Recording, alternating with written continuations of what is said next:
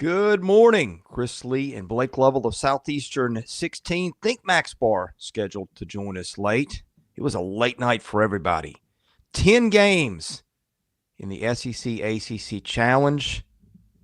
The SEC only needed to play 9 to clinch a series win. There was that one other game we'll get to also. What a night for the league, Blake Lovell. The SEC goes 9-1 in the SEC ACC Challenge. Boy, if you woke up in hit a time machine, woke up today, and you looked at the ACC SEC Challenge scoreboard, you would be in a shock for a number of reasons. But what a night for the league. Listen, if you're in a time machine and you woke up today and your first thought was, I got to go watch Southeastern 16 on YouTube, then something happened during that time machine thing there that made you understand priorities in life. But, it was, what do you say? I mean, domination of the ACC here and getting the victory. Only needed 9 games to do it. A full sweep, 9-0 until that late game, that of which we will not speak of very much today. I'm just kidding. We'll talk about it with Kentucky losing at Clemson. But, yeah, I mean, these were – and look, I think coming out of this, what's going to happen is, if you look at it from the SEC standpoint, unfortunately, the way this thing has fallen, you're getting probably the 3 biggest games the SEC teams are having to go on the road. Kentucky had to go to Clemson. You got Auburn going to Duke tonight. You got Alabama going to North Carolina. So, unfortunately, it'd been nice to maybe have one of those games as a home game for one of these top teams. But nonetheless, if the SEC loses those 3 games, let's say they've already lost one of them, then everybody's going to be saying, well, who cares and all this. No, we're not going there, Chris, because this is big for the SEC to win these kind of games, because we've said it. In recent years, the league has struggled losing games that they shouldn't lose, and this was one where we said last night the SEC had way more to lose than the ACC because the SEC was favored in all of these games except for one. And what do you know? The one team that was actually the underdog wound up winning by, 23 points or something like that on the road. So a dominant performance from the crew in the SEC. Well, not only did they win, 7 of the 9 wins were by double digits. Yeah. I mean, that's just how it works. And, I mean, like I said, it's here. I was going to say this earlier, people were talking on Twitter and such, but I'm like, if you're an ACC fan right now, let me tell you, we've been there before. As someone who's covered the SEC for a while, the SEC has been like this before. This was, what was it, 2016? Was that the year the SEC got 3 teams into the NCAA tournament? And there have certainly been some one down in the Dayton years. game, I think, too. Yeah. Yeah, well, I mean, so you've had years like this, and it's probably for the ACC right now, probably thinking, my goodness. And what was the overall record now? I think the SEC is like 20-something-2 against the ACC this year in games. Man. It's incredible. So, yeah, I mean, what else do you say in terms of just, every time we go into these challenges, like we make a big deal of it. We also know that it's just one game and it depends on who you draw and all that. But, I mean, this is about as dominant as I've seen in terms of having one of these challenges, and one league just goes out and wins the first 9 games, and boom, that's it. Did have one hiccup. We'll take the heat for it. Kentucky fans are making us take the heat for it. That was the Southeastern 16 kiss of death. We gave that out to Kentucky. We're sorry, we didn't really mean it, but it happens. Shane we thought you here. were good enough to overcome the kiss of death, but everyone's going to blame me. We know that because I am the third picker. True. So I had the power to be able to pick Clemson in this game. I decided to go with the Cats. I promise you guys, I said it yesterday. I will make sure. And let me go here. Nobody, back again. Nobody says you all better pick Gonzaga over Kentucky to win Saturday. Don't worry. I know my job from here on out. Folks, have no fear. I told you we would never do it again. We will not. Even Rhonda weighing in here. The kiss of death is real. We will not do this again to the Cats. Once we do it to you once, we're done with you. Like, we're not gonna put that on you anymore. So this year, anytime, Chris, Kentucky is playing anyone, and we have to make a prediction. I don't care if they're playing a 1-28 team. I'm picking the 1-28 team to not put the curse on the Cats. But let's be honest, too. Let's call it what it is. All right.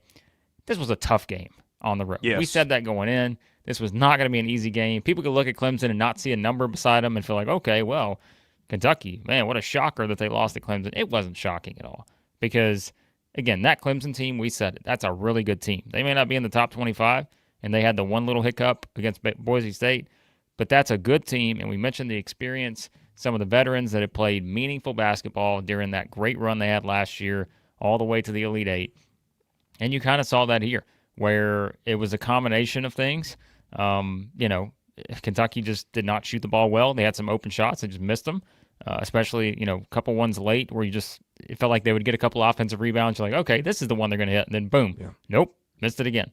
I think the physicality, someone pointed that out as well. Let's see where it is. Yeah, I think you had some of the physicality too, where, my goodness, what's his name, just going through there, grabbing. How many rebounds did he have in the first half? 13? He wound up with 20. 20 for the game. Yeah. Yeah, incredible performance by him. I got some thoughts. I'm going to give them to you in just a second. Hold on, Chris. Go ahead. Hold on. Before you get to what you have to get to, I think we need to hear a little audio before that. Are you ready? I think I know where we're going. Could be wrong. It's time for Chris Lee's Ad Read.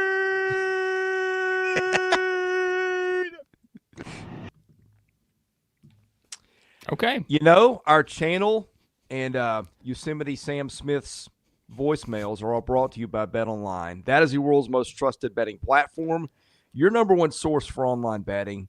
From the earliest odds to in-game live betting, BetOnline provides you with all the action and the ability to watch the games as they happen, with the largest selection of odds on everything from football, NBA, and college basketball, NHL to UFC and MMA. Head to BetOnline today to get in on the action with America's most trusted site for online wagering.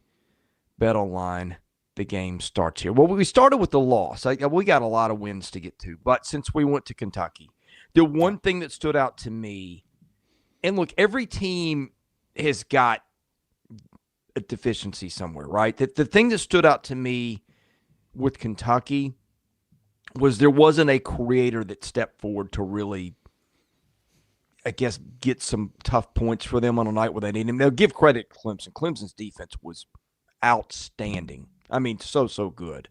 But I guess Lamont Butler's their best driver, but he's not like a quick twitch electric athlete that's going to, go to the rack and throw one down on you for the most part, at least not what I've seen of him at Kentucky. So I don't know. That's the one thing that Kentucky could have used last night that I didn't see. Yeah, they settled, I thought, for a few jump shots when they could have, maybe taken some opportunities to get to the line. And, I mean, they got there 18 times. But we know, once again, like this Kentucky team so far this season has been built on their ability to make shots from the perimeter. And when you're not making shots, you got to find other ways to score. And, even when they got to the free throw line, right, they did get there 18 times, only made 11 of them. So 61%. You can look back and say what if in a lot of places, but that's one right there where you're like, hey, we missed 7 free throws, and that's the difference in the game. You lose by 4. So, you can play that game. I thought, again, that there were some shots where it felt like, maybe the crowd's rolling. You just want to get a shot in.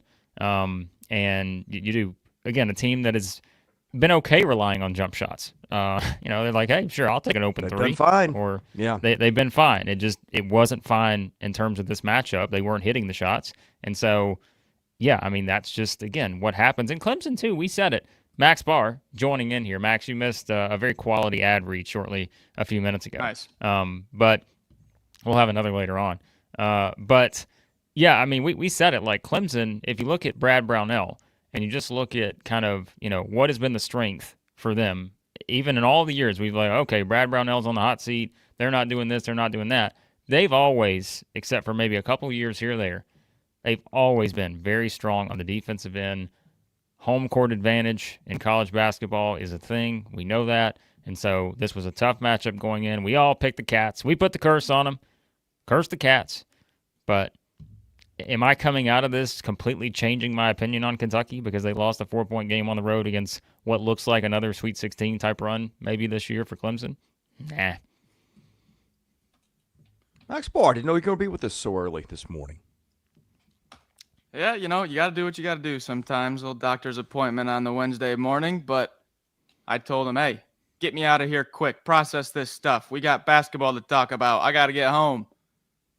Let's talk about here we the are. fun stuff because I've got to jet Well, out hold here on. in a few minutes. Well, hold All on. right. No, let's not talk about the fun. Yeah, we need to let Max talk about Kentucky for a second. Oh, sorry. Your thoughts, Max, on the Cats losing at Clemson? I shouldn't have let you two convince me out of my pick. I would have looked like a genius. Being the only one back in the fight in Brad Brownells. You picked first, by the way. I was no. That doesn't fit my narrative. That doesn't Don't let fit the my facts narrative. get in the way here, Blake. No, I mean, Ian Shefflin with that first half just sets the tone. I mean, unbelievable. But then you have that feeling at halftime that Kentucky's gonna make some changes. You go into that second half. I mean, they win the rebounding battle by what? 8, 9, 10? Plus, they were plus 9, I think, in the second half on rebounding. Shots didn't fall. You live and die by the 3. You died tonight or last night, but I mean, what? You're a banked 3 and maybe a free throw or 2 away from winning the game. So, not overreacting here. You thought you were going to get an overreaction out of me. Not happening. Well, and I will say this too. You bring up Shefflin, and I think it's like, I mean, this was not Andrew Carr's best game for Kentucky, and I know a lot of people were pointing that out, and I think that was one of the differences, right? It's just, you've been able, and it was a tough matchup, and sometimes guys are just not going to have a great game, and there just were some opportunities where you felt like, okay, they really needed a little bit more at that particular position, and again, guys are going to have bad games, but this was just one where to win this game, you kind of needed everybody to play their best, of the guys who were getting the most minutes. And it wasn't just him, right? There were other guys just simply were not hitting shots that they usually hit. And Kentucky wasn't making some of those plays we've seen them make this season. And so, it was multiple things, right? Kobe Brea scores 3 points. Like, Max, you would have loved to maybe have a couple threes from him in a game like this on the road. But it just, Kirk Kriisa goes 0-4 from 3. So it's one of those games, Oweh, I mentioned him a second ago when I was talking about guys just having open shots and just simply missing it. There was one sequence there late, wasn't it, where he took a 3, Kentucky got the offensive rebound right back to him, and he had even more of a wide open 3 the second time, and he just missed it. And so, that's how the ball goes sometimes. And I think I want to make sure of this, and our audience, I think, is good, and they understand these things. But I don't think we should make this all about Kentucky losing. I think Clemson is a very good team, and I think we're going to look up at the end of the season in what is a lackluster ACC and realize that Clemson's going to be one of the best teams in that conference. Well, you mentioned Brea not only having 1-3. I don't think he could have had any more. Well, right. He didn't play. I know that's but you get my point. Like, yes, yeah, that's kind of the point. Yeah, like you would have expected more from the guys who have given you that much, but it was a game where didn't play a lot of minutes, and that was just how it went. So, yeah, our viewers probably are familiar with the guys over at Sleepers Media. I like their stuff a lot. I really like Greg and Carter, and Greg tweeted last night. I think it was like maybe with like a minute left, 30 seconds left. Mark Pope, can I get a Kobe Brea for Otega Oweh offense for defense sub for $100, please? And now I think he's joking a little bit, but I was asking myself that question as I was watching late possessions. Where is Brea? They could use his spacing right now. A little bit of a defense liability, though. What are you going to do? Next. All right. Next. Talk about the Vols. Oh, yeah. The Vols were dominant again. Just stat sheet stuffing games. Lanier gets 26. Milicic has 11 and 10. Ziegler goes for 14 points, 8 assists. Jordan Gainey gave them something off the bench. Cade Phillips even had 12. I mean, this was kind of what we thought it would be, Max. Yeah, I mean Ho-Hum, Tennessee wins another game by 20-something points. Well, there's no J.J. Starling, so you got to start with that. That's Syracuse's entire perimeter. But Syracuse, they shot like 50, 60% in that first half, and we're still down double digits. I mean, you got to be going into that locker room as Red Autry and just being like, what else do you want me to do here? I mean, we're shooting great, and the lead is getting stretched out. I mean, Chaz Lanier had No threes at half, ends with 4. Cade Phillips steps up for Milicic in foul trouble. I tell you, we mentioned that, Blake. We mentioned that in the offseason late about how Cade Phillips, Rick Barnes was real high on Cade Phillips because Cade's been working with Akpara the entire offseason, and that, hey, Cade's going to get some time. We're seeing that already. Yeah, I mean, this was about what you expected. I know initially this game was a little bit close there for a while, but you just could tell the way it was going. Tennessee was going to pull away, and they did. And, I mean, Chaz Lanier, what do you say? I mean, we keep going back to it, but if this is what this guy's going to do, then look out. Like, they're a top 5 team in the country. If he's going to keep doing this, like, they're going to be there the entire season, because I think everything else right now, as we're seeing, like, everyone else just is doing their thing. And I think with Tennessee, we knew with this team, and this is what they've been good at in recent years too, like, everyone has a very clearly defined role on this team. And, we've kind of seen that in recent years, right? Ziegler, we know what that guy's role is. His role is to basically do everything. He's the leader on the court. What do you go? 14, 8 assists, 4 steals in this game. Akpara is the big man in the middle. Doesn't have to give you a lot of points, but if he can rebound, block a shot, that's what you need from him. Meshack's going to shut people down defensively on the perimeter. Doesn't have to be a scoring guy every single game. And then you talk about Milicic. If he's giving you a double-double or close to it, you win that position. And then you mentioned, like, you're getting what you get out of Cade Phillips. Jordan Gainey's going to give you his usual double digits or close to double digits scoring-wise. Like, they are a team. They are a team that has built responsibilities for all these different places where you got to be good. And so far, man, they have just been spectacular. I haven't looked at Evan Mia's numbers this morning, but I'm guaranteeing you, we said Tennessee, he had his top 5-man lineups in the country in college basketball. Tennessee's starting lineup far and away the best in the country heading into that game last night. My guess is that hasn't changed a bit.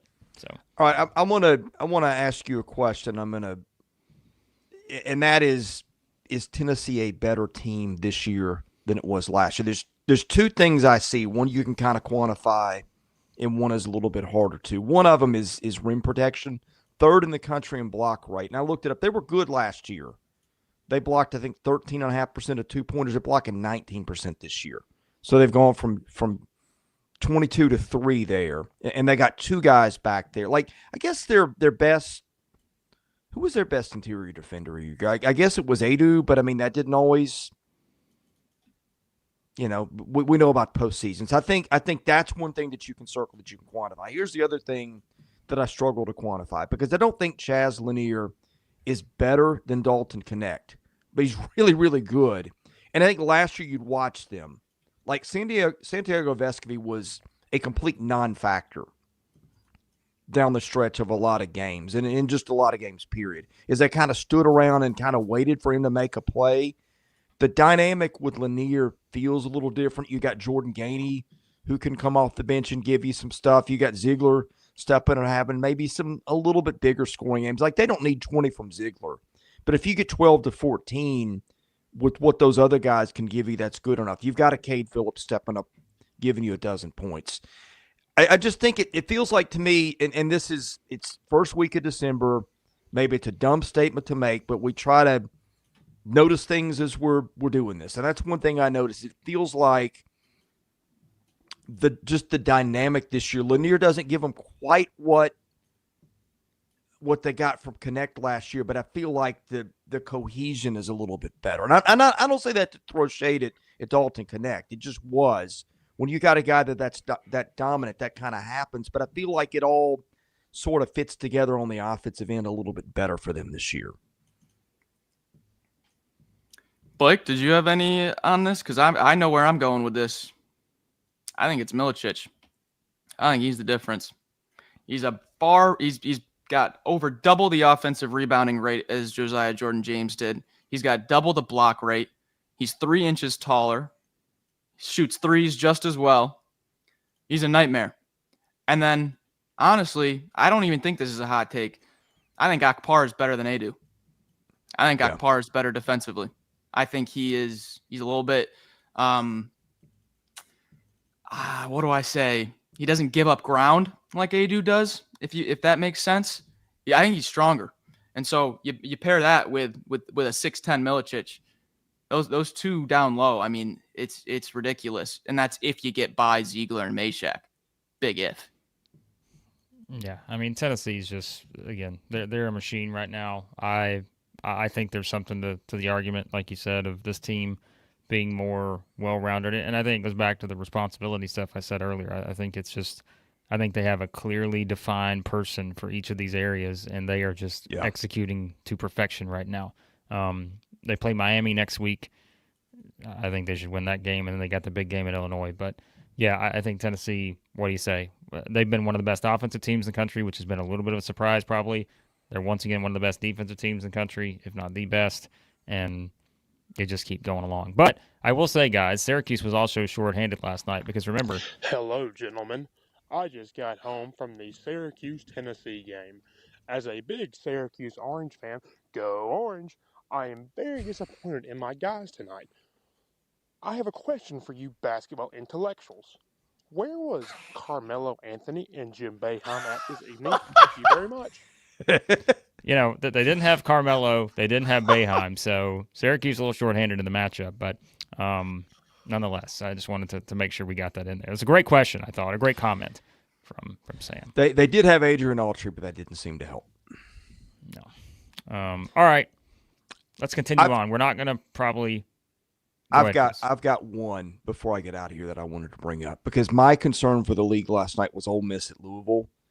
And I think Louisville's shorthanded, and that had something to do with it. Ole Miss's depth last night really was a difference. I mean, I was looking forward to. I had a 10U basketball practice coach. I was looking forward to coming in and just really locking in on that game. And you see the scoreboard at half. It's like I got other games to watch now that are closer. To me, I think Ole Miss going to Louisville and doing what it did was sort of the sleeper story of the night. Thinking Louisville could win that game might be the dumbest thing I've ever done in my entire life. But, I mean, you watch what Louisville did to Indiana last week. Maybe that was more about Indiana, but I think we completely underestimated. We said it yesterday. Like, Ole Miss has a loss on their resume. They lost by 2 at the buzzer to Purdue. Yeah. Like, come on. We probably should have given them a lot more credit. And I think, again, we mentioned the offensive capabilities to this point. We don't talk about a team that feels like they're way further along than we thought they'd be offensively. Ole Miss is one of those teams right now. And, look, schedule has been part of that too. We said earlier in the season, they won by 2 against Grambling. They won by 10 against South Alabama. And so you're like, let's see a little bit more. And then, of course, they find ways to get the win against BYU in overtime. They lose the game with the buzzer to Purdue. I don't think we're wrong for not expecting an Ole Miss 23-point win on the road against a very improved Louisville team. But I do think we certainly – did we all pick Louisville or did we – I did. Did you? We all picked them. So we did our job. Oh, God. Yeah. We did our job. So we all picked Louisville, and that's why we have turned the Ole Miss basketball program around in addition to Chris Beard and his staff and players as well. But the reverse mojo worked here for the Rebels, who were just simply – this game was never in doubt for a second, I thought. So I'll tell you what. I was very high on Ole Miss last year, obviously. I was 1 year off. Last year, you're watching this team the whole year. You're like, where is this Texas Tech Chris Beard? Where is it? This defense is all over the place. There's no rebounding.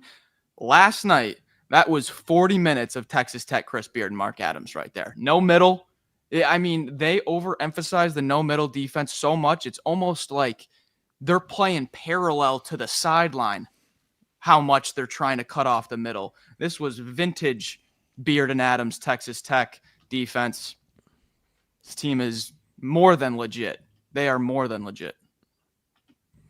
Dre Davis was big for them last night, too. That's 2 of his last 3 games that he's really come through. Guys, they got him Saturday. Maker. What's that? You know who they got on Saturday? One of the best teams in the nation. I should. Lindenwood. You're right, you should, Oh. Chris, because if you didn't know they had Lindenwood, something's wrong with you.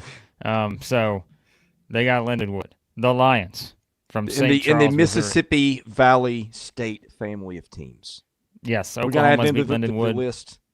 Oklahoma's beat Lindenwood by 33. Missouri beat them by 20. So we're going to play the comparison game when Ole Miss faces Lindenwood on Saturday. So there you go.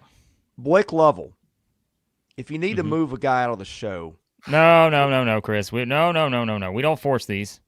okay. I'll add it in here in just a second, but I'm not there yet. I'm not ready. I haven't built Okay. it up enough just yet. So we got it's gotta feel right. You know, it's like a 3-point shot. It's gotta you gotta have the groove. You gotta be ready to go. I'm not ready yet for it. Catch and shoot. So I might be ready. all right, Just Chris, saying. you're out of here. By the way, Barb loves the SEC 16. How could she not? See you guys. I mean, all right. Yeah. Oh, he's just out of here. He's just gone. So, he's back. Oh my goodness! Like do a I, pop do I in. need to be That more was polite scary. about it than that? Like Alfred Hitchcock movie right there, just jumping back in. I do All have right. to leave. All right. Adios, Chris. Get him out of here. See you guys. Get him out of here, Sam Yeah. Smith. All right, Max, talk about the Arkansas because that was an interesting game, wasn't it? I think Arkansas and Missouri, 2 games where you had some teams rally for comebacks, and man, we I think used the terminology must win for Arkansas because had they lost that one, you talk about a fan base that had every right to just completely melt down. They would have had every right, I think, at that point. They find a way to win this one, and guess what? Our guy, Boogie Flan, stepping up with some huge plays down the stretch in that game.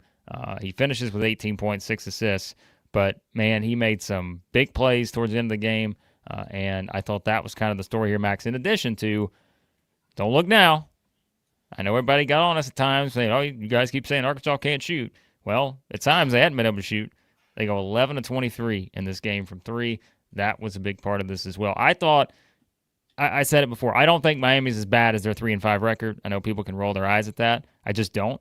Nigel Pack played here. You can tell how good they can be, I think, if he's on the floor at times. But I think this was a good win for Arkansas. May not show it on the metrics, but they could not lose that game, and credit those guys for finding ways to pull it out there after trailing by, how many were they down, Max? They were down 11 in the first half, but you just kept wondering if Miami was going to make the plays to win it. Did not. So They were down 11, but then it was like a sustained 5 to 10 for the most of the game. It was just, teeter-totter. I saw a tweet that said, not a good win, but a must win. And I think that sums it up pretty well.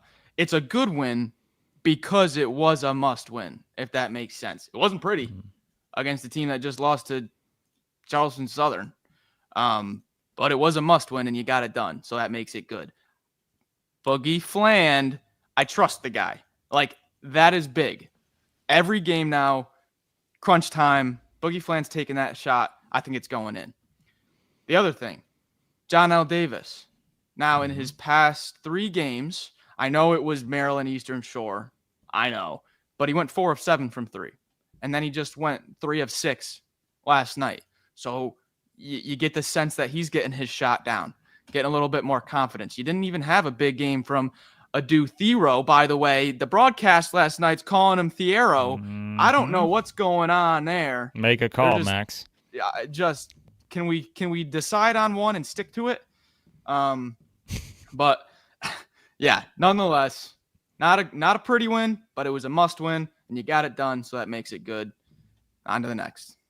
Yeah, good win for Arkansas just because they needed that. And remember, they still have Michigan next Tuesday, so that's a big game there as well. And we said they've got to. Michigan's good. Yeah, they're really good. They're Dusty good. May doing a good job there in year 1. No surprise, but yeah, Arkansas needs a pre-conference defining type win. They don't have one yet. That was their best win, but again, Miami's 3-5. If they can win that one against Michigan, That's a you'll feel quad a lot. 3 game. Yeah, it's a huge game. So, yeah, I think that one's not going to do much for you last night, but Michigan will if Arkansas can get that one. So, there you go. All right, Missouri makes the comeback, Max. You know what, Max? You guys were, Chris was making declarative statements in the chat and all this. Never in doubt. I never had a doubt, Max. I know you believe that, right? I never had a doubt that Missouri was going to come back and win this game, which they were down by 18. And yeah, you're wondering, oh my, it was 51-33, and I think they scored at the end of the first half. But from there, they turned it on, and I think two things impressed me the most here. They did it without Caleb Grill, who I said I just think they're a different team when he's not on the floor. But, I mean, this kind of goes together, but Anthony Robinson, my goodness. 29 points in this game. Mark Mitchell stepped up with 21. You had Bates with 15, Warwick with 12. And I say all that to tell you that our biggest question about Missouri and Dennis Gates this season, and maybe going back to last season, but a lesser extent, you could understand why you had to do it last season because they didn't have the depth. But the rotations. Once again, they played a lot of guys last night early, but then it kind of shortened a little bit as they're making that comeback. And I think, as Missouri fans have told me on Twitter and such, that's what they want to see. And I think this is always the time. We say this in the pre-conference. This is when you're working on your rotations, trying to figure out which guys you're going to be able to lean on in these kind of games. I don't think they're going to be playing 12, 14 guys come SEC play. But I think you're seeing now some of these guys that are going to be very reliable for them. And if they can just kind of tighten that up a little bit, know exactly what you're getting rotation-wise, that, I think, is a big part of this. And also keep in mind, I don't know if I've seen this in the SEC in a while. A team only attempted 9 3-point shots and still scored 98 points. They only made 3 of them, but they got to the free throw line 38 times and actually didn't shoot that well from there, 25 of 38. But they were very aggressive in the second half, and I thought we talk about huge wins, right? I mean, they had 35 points at halftime, Max. That means they scored, 63 in the second half? Incredible. They went on a stretch in the second half where it was a little floater. It was a little push shot by one of the guards. I forget who it was. And the broadcast goes, that was Missouri's first miss in their last 15 field goal attempts. I'm like, what? They made 14 in a row? I'm not sure. It was crazy. We have I've got a few fun things I like to name when players do something repeatedly. That we got the Cardwell celebration, we got the Obaseki launch, we got the Kendall Weaver launch, we've got the Anthony Robinson. I don't know what to call it.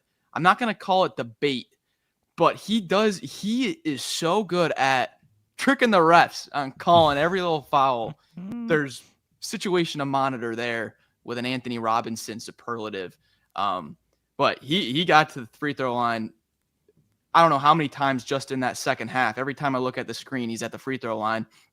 The one thing that I have no clue what's going on, though. How are we starting Anor Boateng every game and then just not putting him in the rest of the game? Put him in the starting lineup, gets the first 3 minutes of the game, then you're out of there, buddy. You're not seeing the court for the rest of the game. What's going on there? I don't know. But, hey, good comeback win for Missouri. They need it. It is a strange thing. I noticed that too. He played 4 minutes last night in that game. Starting lineup. No clue. If you go back to, let's see, pull up the specific numbers here. Yeah, 3 minutes the game before as a start. He started all but one game this season. I know. And he's only played more than 14 minutes one game. Then he's played 4, 3, 4, and 9. So they're up to something. We'll see. And like we said, for Missouri, that was significant because now they got to play Kansas on Sunday. That's going to be a tough matchup, I think, for Missouri. But nonetheless, shout out to Mama Bear here. Told me last night on Twitter, Max, going to be coming after me because I'm doubting my guy Dennis Gates and the Missouri Tigers. I'm not really doubting them. Come on, folks. I've been on board since the beginning. I was there through the 0-20 stretch, but I do want to see.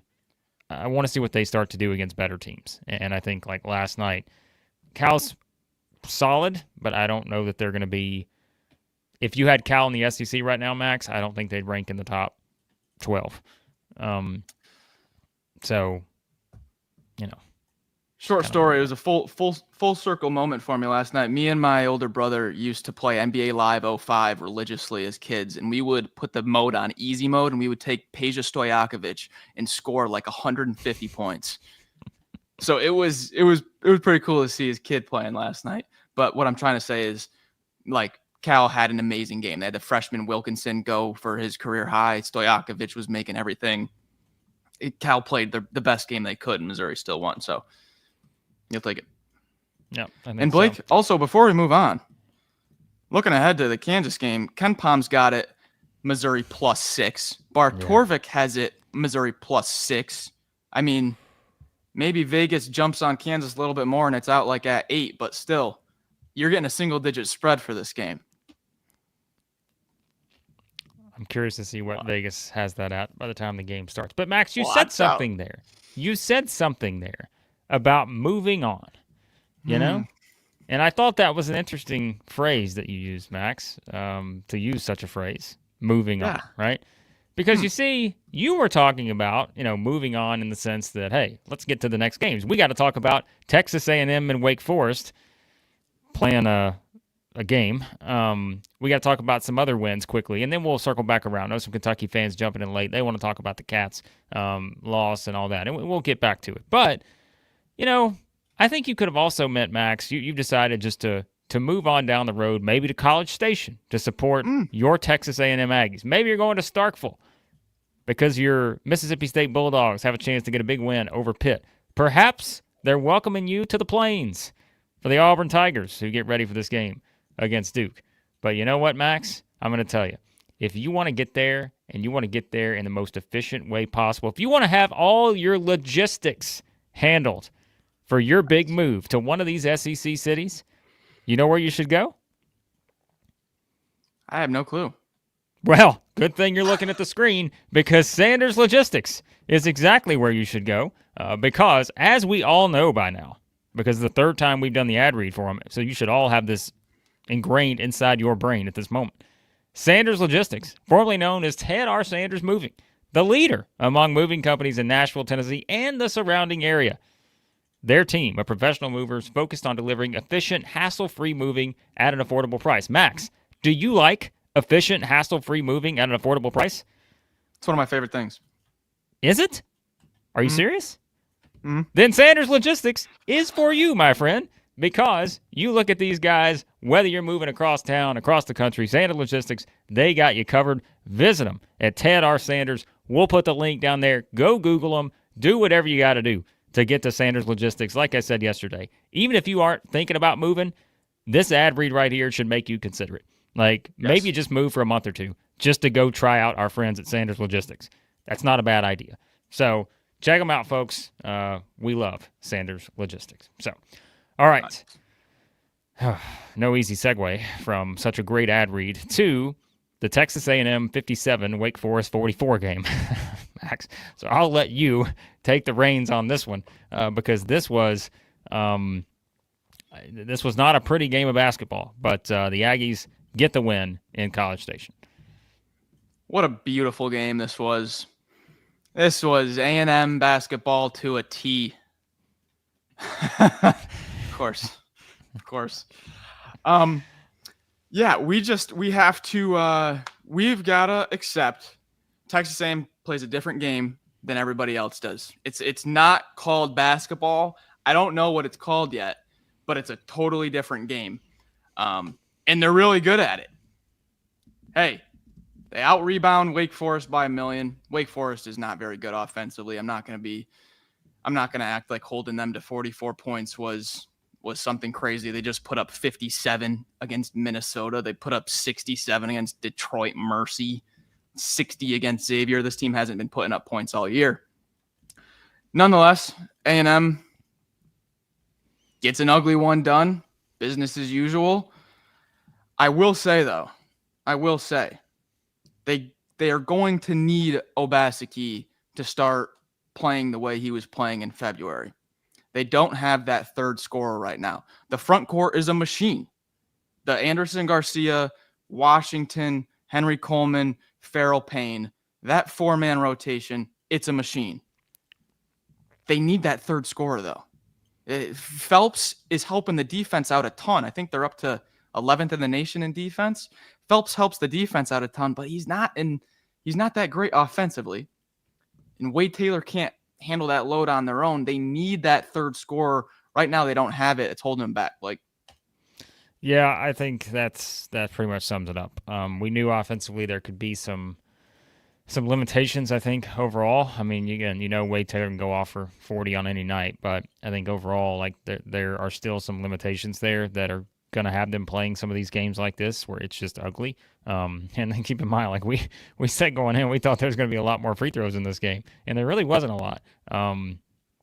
So I think from that standpoint, like, they're still going to have to win, I think, ugly at times. That's not, I don't think that's being demeaning towards Texas A&M. I just think that's where they are offensively.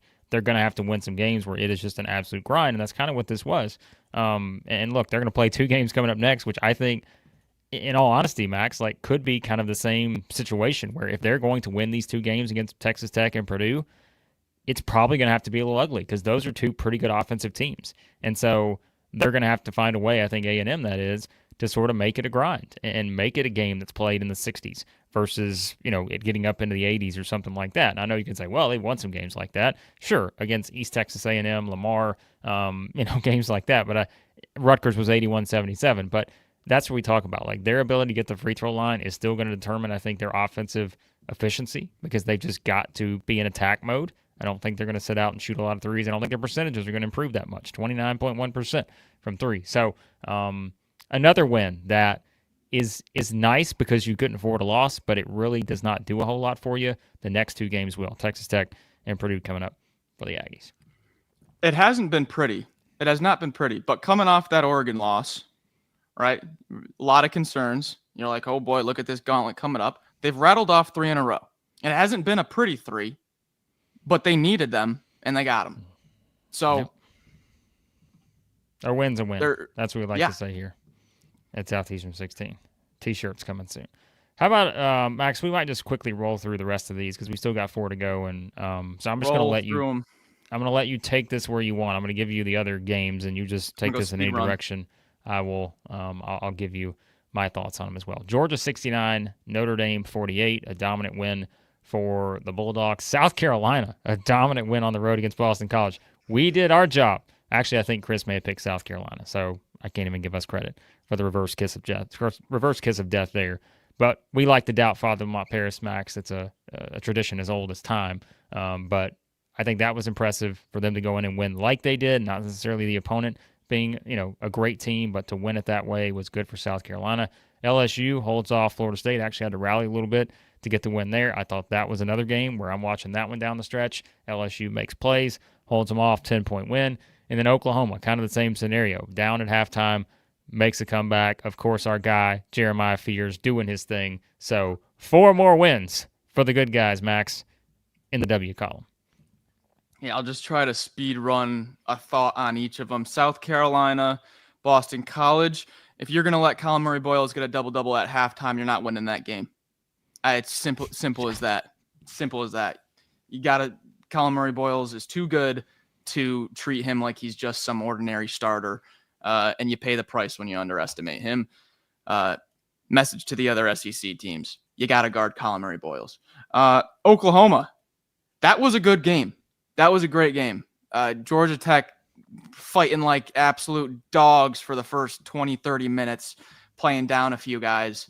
But then Fears, the 3-point shot, what'd they shoot? 10 of 28. They continue to shoot well, probably even better than we thought, and we were pretty high on their shooting. Oklahoma looks fantastic, Blake. You want any thoughts on Oklahoma here quick? Well, hey, I know Malik said in the comments that we were sleeping on Oklahoma. We did move them all the way up to number. The whole nation was sleeping. We moved them all the way up to number 6 in our power rankings this week after I don't think having them higher than maybe 12 or 13 the entire season. So I think we made a dramatic, kind of change on Oklahoma after what we saw, in the games in the Bahamas. Or wasn't that right? Bahamas.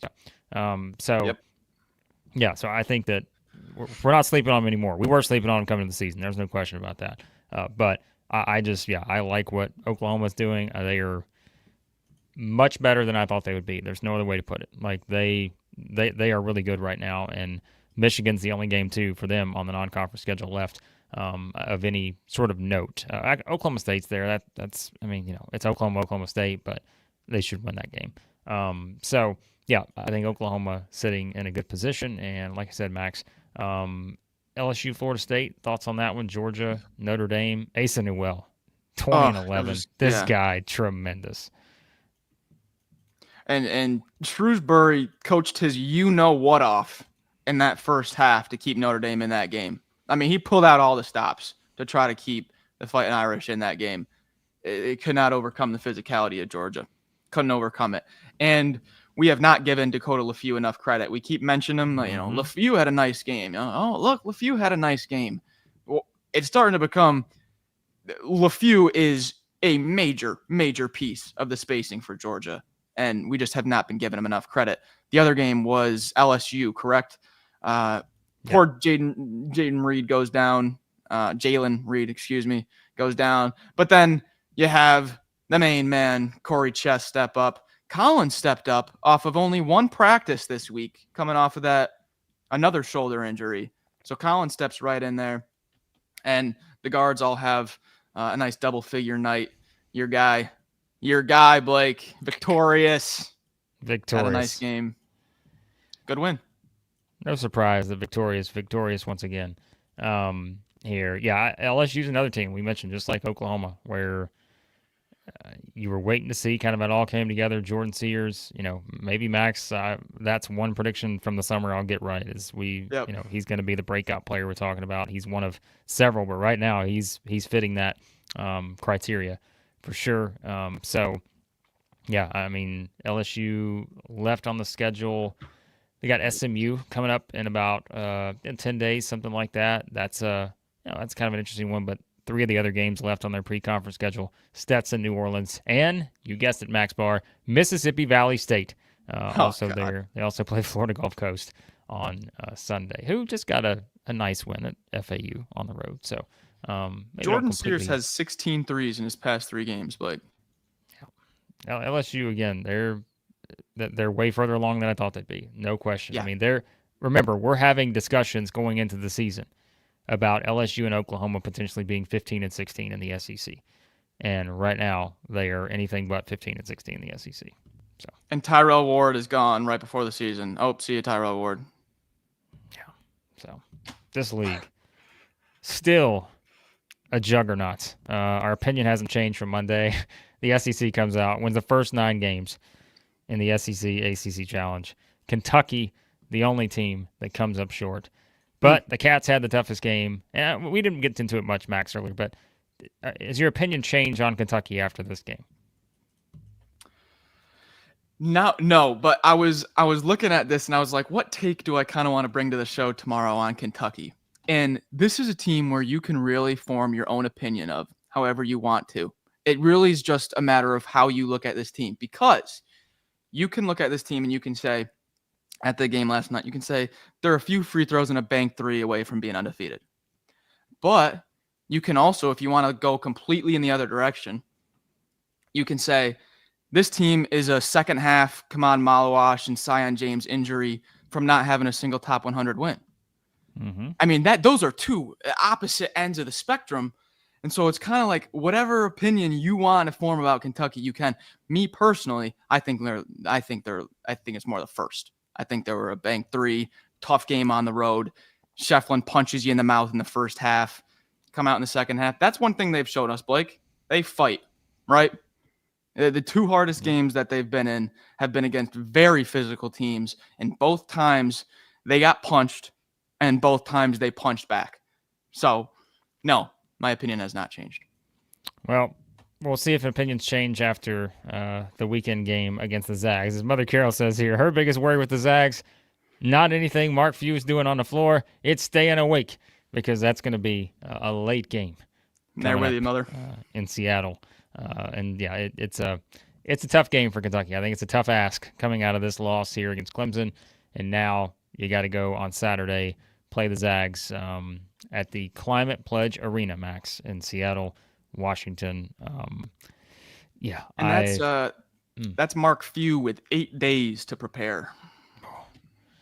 Well, as Lincoln says here, please don't bet on Kentucky again. Folks, I gave you my word earlier. In a game of any magnitude this season, if the other two schlubs over here decide to pick the Cats, I will not do it. I will pick against them just to help you guys out. But, yeah, we also, in terms of actual betting, sometimes we hedge our bets when it comes to actually putting in some money line bets. So we try here to help you guys in any way we can, okay? Yep. So there you go. All right, we've got about 5 more minutes. We're going to wrap it up here shortly. But anything else, any sort of quick hitters, Max, we want to talk about? We got the games coming up tonight. I know we're going to kind of zoom through these maybe. We've already made our predictions for Auburn, Duke, and North Carolina, Alabama. You can watch those in separate videos here on the channel.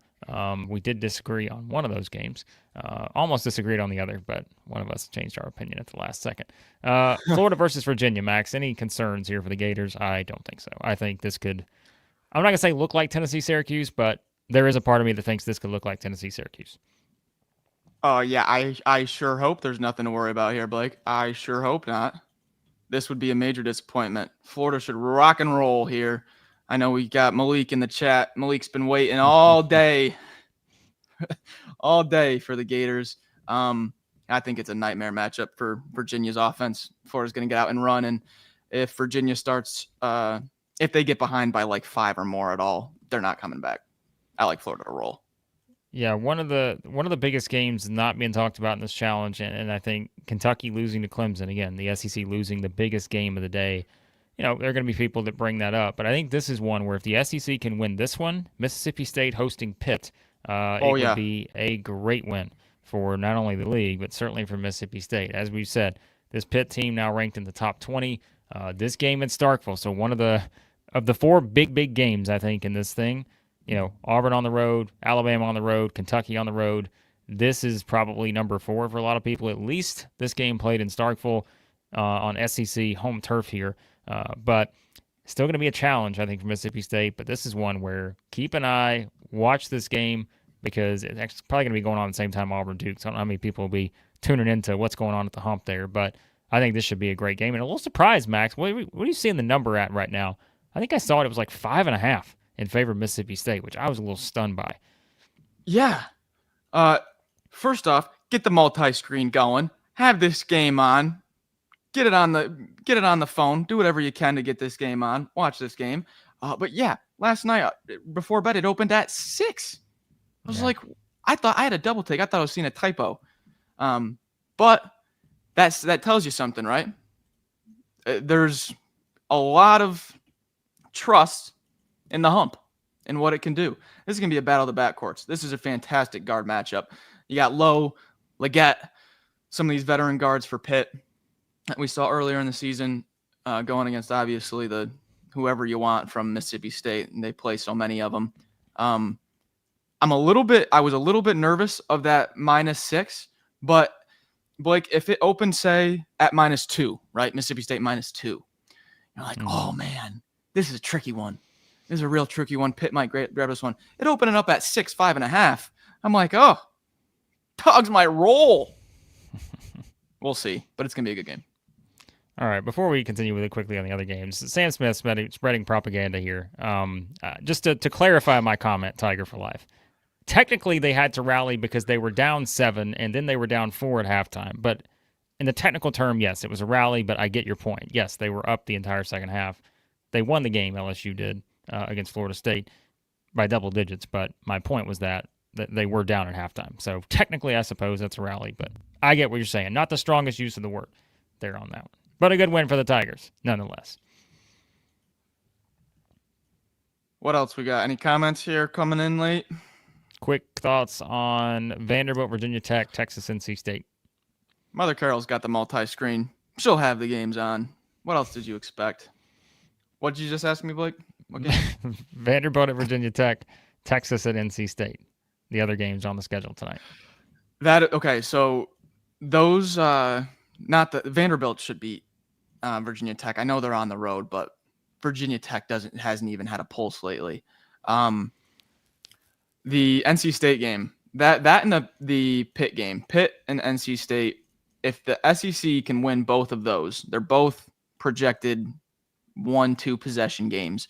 I feel like those are the two games that will win the day for the SEC. Obviously, Auburn Duke is going to end at like midnight or something. So going into that, who knows? But if we can go into that same thing as yesterday, 9-0 going into the prime time slate yesterday, if we can be 4-0, 5-0 going into the prime time, I feel like that'll just feel like we won the day, even if Auburn drops that primetime game. Win those close games, and we got a nice day. You heard it from Max. Win the day, folks. You're not going to find that motivational speech anywhere else here other than Southeastern 16. Win the day is what Max Barr says. So, all right, guys, we're going to wrap it up here. I just put in the link in the comments if you want to leave a voicemail, because right now Sam Smith is the only person leaving a voicemail for the show. He leaves about 14 a day. If you want to get in on that, you can do so by leaving a voicemail, memo.fm/SEC basketball. You can do that. Leave a voicemail for us. And on the way out, Max, because it is Sam Smith, and we're going to, on the way out, give you the best voicemail of the day from yesterday from Sam himself. Are you ready? What do we got? Hello, gentlemen. It is I, Chris Lee Hater 69. I am calling to get your opinion on SEC basketball. Quick question. Who is the head coach of the Vanderbilt Commodores? I knew that was coming. Mark Barrington! Oh my gosh. What happened to Jerry Stackhouse? I am a big Jerry Stackhouse fan. I am also calling to say, go Cats! I'm a hard Kentucky fan my whole life. I have been a massive supporter of Mr. Mark Pope. Additionally, as a die-hard Commodore fan, anchor down! Hook, hook! I'm a big fan of Christopher Lee's coverage. Also, I was cellmates with Max Barr in the local penitentiary this weekend. Super great guy, and he shared with me his Cheetos. What a good friend. Lastly, I have a question.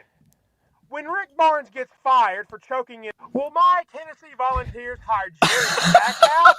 Go Stackhouse! Jeez. Thank you for all you do. I am a big fan of the show. Wait for it. Thank you. Anchor down. Go Cats. Roll Tide. M-I-Z. Gig 'em. Hook 'em horns. You had to pause. Boomer Sooner. Go Gators. Cock-a-doodle-doo. What just happened? There you go, folks. An all-timer here at Southeastern 16. As Nathan asks here, how do you leave a voicemail? Well, I just left it. Memo.fm/SEC basketball in the chat there. Copy and paste that. Open your phone. Record a message. Sam does it every hour of the day. And that way we can filter through all of Sam's and catch your voicemails as well, folks. So any parting thoughts, Max, on that? I don't know how one's brain can come up with that many different...